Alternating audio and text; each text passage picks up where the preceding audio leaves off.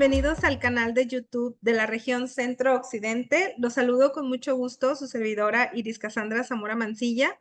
Y se encuentra presente el contador público certificado Santiago Galván Espinosa, quien es vicepresidente de la Comisión Regional de Prevención del Lavado de Dinero de la región Centro-Occidente, y nos viene a platicar un tema súper importante es documentos del IFAC, Federación Internacional de Contadores, que son documentos traducidos por el Instituto Mexicano de Contadores Públicos enfocados al antilavado de dinero. A continuación, comparto una breve semblanza del contador Santiago. Es contador público, licenciado en Derecho, tiene una maestría en Impuestos, doctorante en Ciencias de lo Fiscal y es certificado por el Instituto Mexicano de Contadores Públicos en Prevención del Lavado de Dinero. Además, es coautor del libro Registro Contable de Temas Fiscales y pues publica, tiene boletines por ahí en fiscal y revistas especializadas también. Muchísimas gracias, contador Santiago, por estar aquí, por compartirnos una parte de todos los conocimientos que usted tiene y pues compartirlos al público de manera general. Le cedo la palabra. Muchísimas gracias, Cassandra. Aquí a tus órdenes para platicar sobre este interesantísimo tema. Sí, Pues mira, adelante, contador, coméntenos. Gracias. Te comento que en esta época en la que hablamos de globalización, bueno, pues en nuestra profesión no nos hemos quedado atrás. Menciono el tema de globalización porque si bien es cierto, hace años decíamos que la globalización es que ya íbamos a poder tener aquí productos del extranjero y otros decían, no, lo que pasa es que ahora los dueños de las empresas van a tener la misma empresa en muchos países. Lo cierto es que la comunicación entre los países, el comercio entre los países, pues ha estado haciendo que sea homogénea la manera de tratar algunos problemas, porque los países han tenido problemas similares, entonces se han reunido generalmente en el seno de la ONU, en el seno de la OCDE, y han tratado de lanzar muchas líneas para tratar de homogeneizar la manera de abordar o de enfrentar problemas que han detectado que les son comunes. Y en este marco, fíjate que el Instituto Mexicano de Contadores Públicos hizo un trabajo genial, o un trabajo que tenemos que agradecer mucho, especialmente a la Vicepresidencia de Práctica Externa, con la maestra Silvia Matus a la cabeza, porque se dieron a la tarea, junto con la Comisión Nacional de Prevención del Lavado de Dinero, con la maestra Angélica Ruiz presidiéndola, todos los documentos del IFAC, hacer una traducción oficial a unos documentos que produjo el IFAC, esta Federación Internacional de Contadores, precisamente en este marco que te estoy diciendo, tratando de que en todos los países se sepa que los contadores tienen que tener ciertas alertas, ciertas guías, cierta información común para no ser víctimas de algún delito. Y en este sentido producen la traducción de los primeros 9 documentos. Primero, si quieres, te doy el título de cada uno de los documentos y luego platicamos muy brevemente sobre algunos de ellos. En la inteligencia de que el contenido de todas estas traducciones está en la propia página del Instituto Mexicano de Contadores, en la parte donde está la Comisión Nacional de PLD, ahí podemos localizarlos. Más bien ahí tendríamos que estarlos localizando para consultarlos, leerlos, estudiarlos y sobre todo para ponerlos en práctica. Entonces, los documentos, el primero de ellos está intitulado Introducción a la lucha antilavado para profesionales de la contabilidad.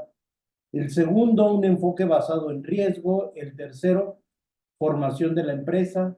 Transferencia de activos, el cuarto. Asesoría tributaria, el quinto. Empresas en dificultades, el 6. El séptimo, activos virtuales. El octavo, tendencias delictivas. Y el noveno, herramientas para defenderse. Estos 9 documentos, la verdad es que deberíamos de tenerlos, no nada más los contadores que nos dedicamos al área de prevención del lavado de dinero, sino también todos aquellos que estamos metidos en el tema de que la contaduría como una profesión debe de fortalecerse, debe de hacerse de todas las herramientas éticas, de todas las herramientas técnicas a su alcance para prestar siempre un mejor servicio. Y si me permites, empiezo, fíjate, qué curioso, empiezo por el documento número 9, herramientas para defenderse, para luego pasarme al documento número 2, y luego en conjunto al 3, 4, 5, 6, 7 y 8. ¿Por qué? Porque si entendemos primero el documento número 9 que habla de las herramientas para defenderse, bueno, pues vamos a estar descubriendo en realidad cuál es la finalidad de la publicación de estos documentos.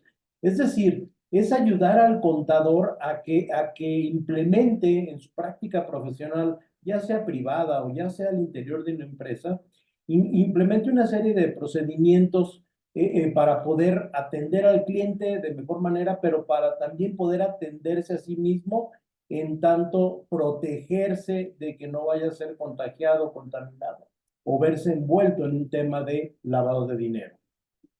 Entonces se invita, dentro de estas herramientas para defenderse, se invita al contador a hacer un chequeo bastante profundo de aquel cliente con el que va a empezar a trabajar.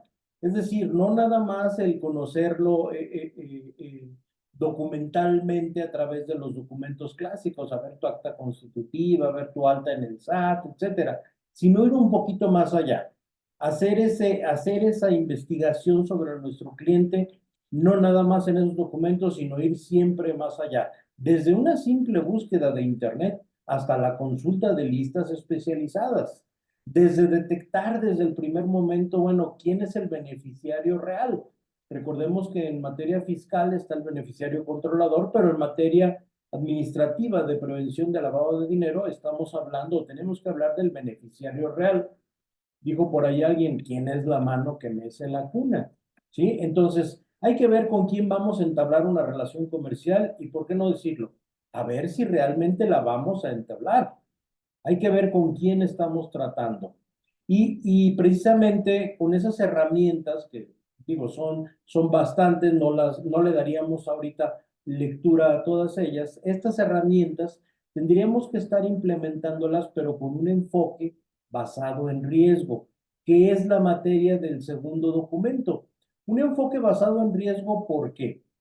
Eh, Como contexto tenemos que el GAFI, el Grupo de Acción Financiera, allá con sede en Francia, con sus 40 recomendaciones que ha lanzado en toda esta materia de prevención del lavado de dinero, tanto para instituciones financieras como para instituciones privadas, pues ha hecho mucho hincapié, ha puesto siempre el dedo sobre el renglón en materia de utilizar el enfoque basado en riesgo.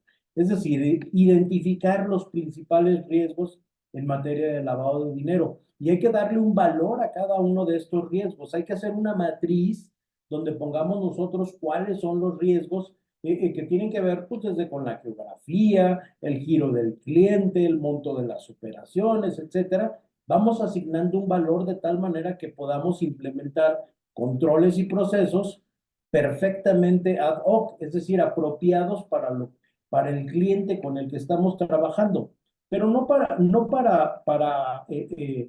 vaya, nuestro trabajo está en la prevención del lavado del dinero. Es decir, nosotros no vamos contra el delincuente, ni a buscar delitos, ni nada por el estilo, sino lo que vamos a hacer es implementar controles para disminuir nuestro riesgo, para mitigar el riesgo de vernos involucrados en operaciones de lavado de dinero.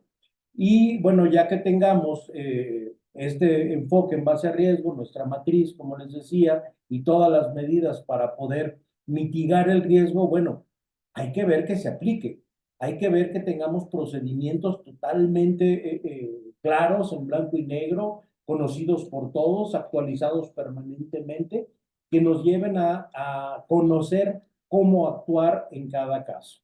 No será lo mismo identificar a un cliente aquí local dentro de la ciudad que si el cliente está fuera de la ciudad. No será lo mismo tratar con una empresa que trabaja a lo mejor para la industria manufacturera automotriz que una empresa que trabaja en chatarrería, por ejemplo.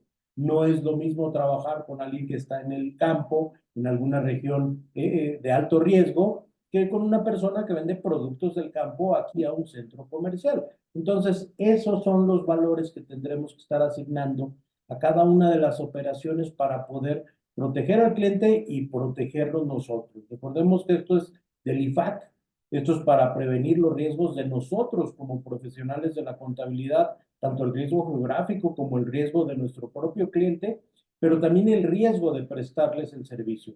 Y con este enfoque en base a riesgo, con esta matriz, bueno, pues nosotros mismos como profesionales de la contaduría, quizá tengamos que tomar la decisión de no voy a prestar mi servicio, no voy a atender a este cliente. ¿Por qué? Pues porque mi matriz de riesgo me está diciendo que trae valores altos que yo no tengo la infraestructura necesaria para poder estar atendiéndolo o poder estar al tanto de esa prevención que se me está solicitando.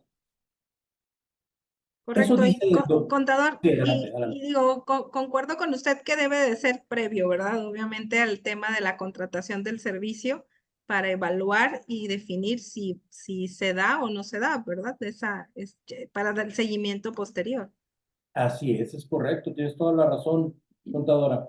Y fíjate, por ejemplo, en base a lo que tú dices de que debe de ser previo, el documento 3 nos habla de la formación de empresas, apenas cuando va a nacer una empresa y se acerca a nosotros.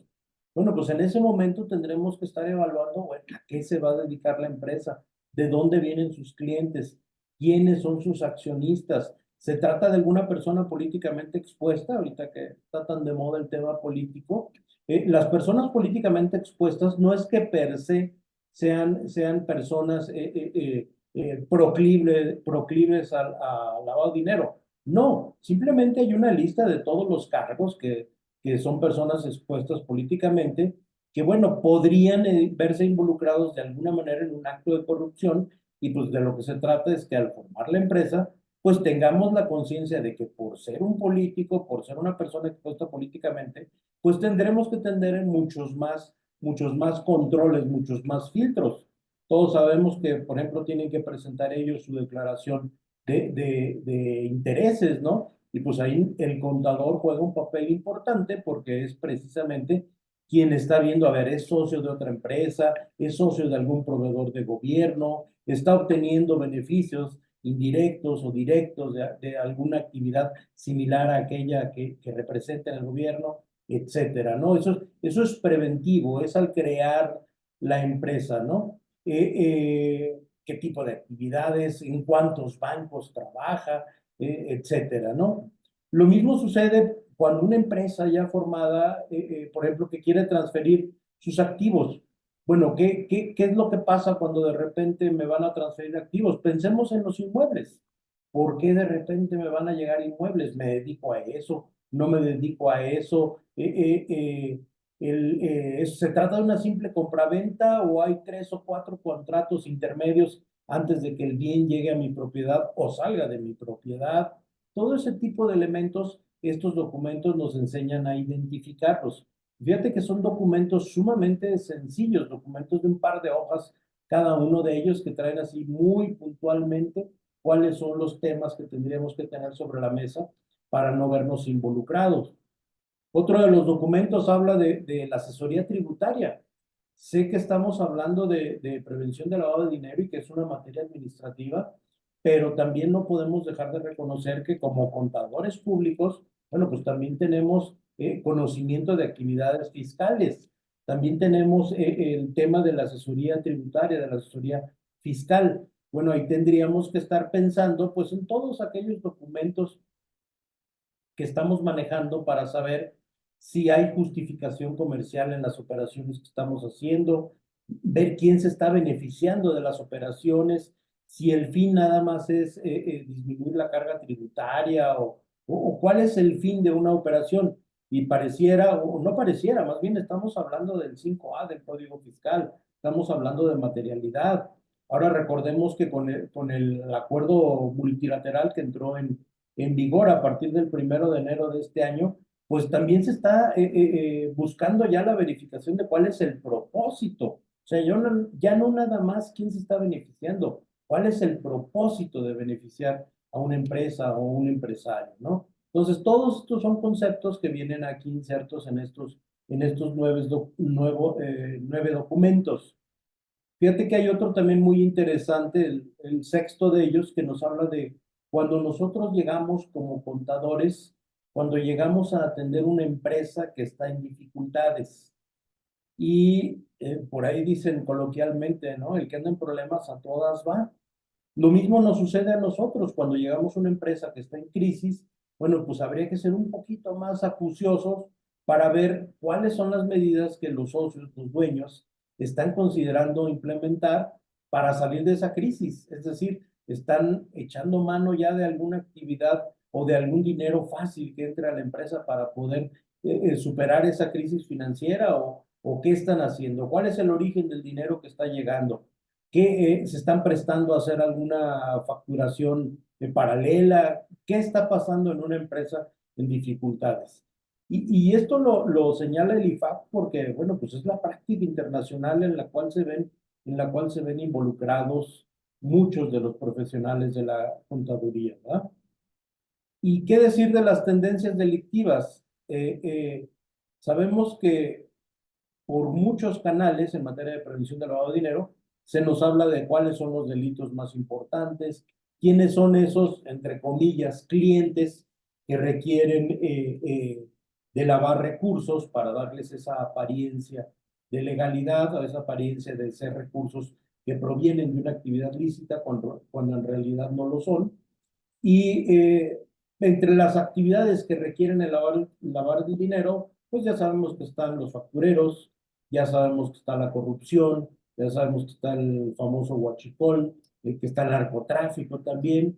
Y bueno, todos ellos son delitos previos, todos ellos son delitos que cuando producen un recurso que se intenta lavar a través de alguna empresa donde está el profesional de la contabilidad, bueno, pues hay que alertar al contador, porque si lo vemos fríamente, pues el que está más cerca de ese delincuente en ese momento es el propio contador. Recordemos que se llaman actividades vulnerables dentro de la ley federal para la prevención e identificación de recursos de procedencia ilícita. Recordemos que se les llama actividades vulnerables, pero también a los profesionales que estamos ahí se les llama gatekeepers, es decir, los cuidadores de la reja, los cuidadores de la entrada. Entonces el contador se vuelve una persona que está muy cerca de ese riesgo, muy cerca del delincuente. Entonces hay que implementar, nos dice este documento, el 9 de las tendencias delictivas, nos dice que hay que implementar pues, controles adicionales, ¿no? A ver, ¿qué pasa cuando estamos en una empresa que pues, no tiene gastos, que nada más está entrando el dinero y directamente va para declararse y pagar los impuestos? ¿Qué pasa en una empresa cuyo giro pues, no amerita que haya muchos viajes al extranjero o no sé, a sitios turísticos y tiene muchos viajes? ¿Qué pasa cuando no tiene personal y sin embargo tiene registrados muchos vehículos o tiene registrados gastos aduanales y la verdad es que no estamos viendo por ahí operaciones de logística? Vaya, todos esos son de alguna manera tendencias delictivas muy socorridas por los delincuentes que, bueno, pues necesitamos hacer nuestra matriz de riesgo y proteger al profesional de la contaduría. ¿Sí, Cassandra?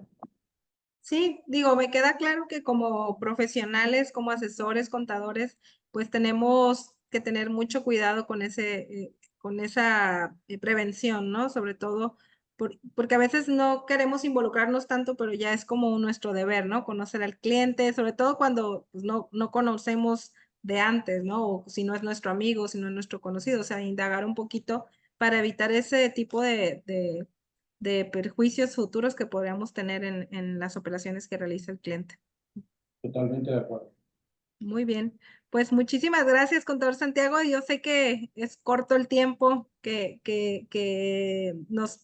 pues, nos permiten hacerlo sobre temas tan importantes, tan relevantes, pero bueno, es importante también integrarse a las comisiones de trabajo para profundizar un poquito más sobre estos temas. Está la comisión regional, ahí pues al pendiente de todos estos temas y poder compartir esta información con todo el auditorio que nos va a escuchar. Le agradezco mucho, contador Santiago. No sé si gusta decir alguna conclusión final. Pues nada más reiterar esa invitación que haces tú a que se incorporen a las comisiones de trabajo, tanto en sus federadas, pero también a las comisiones regionales. Hoy la Comisión Regional de PLD, de la RCO, bajo la presidencia del contador Jerónimo. La verdad es que está haciendo trabajos muy importantes, ha sido muy activo él en su labor y pues nos ha puesto a todos a chambear. Y eso es, la invitación es para que participemos de ese trabajo. Muy bien, muchísimas gracias. Que pasen una excelente tarde. Hasta luego. Gracias, hasta luego.